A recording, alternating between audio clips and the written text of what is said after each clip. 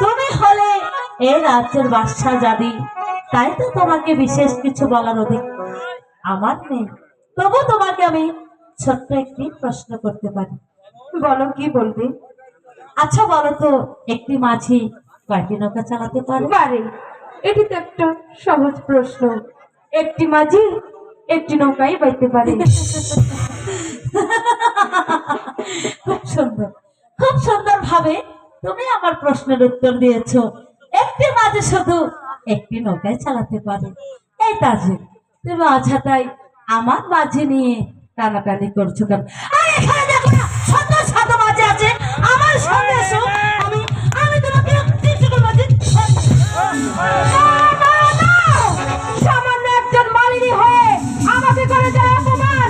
এই অপমানের জবাব যদি আমি না নিতে পারি, তবে আমিও 60 বছর কন্যা তাদের।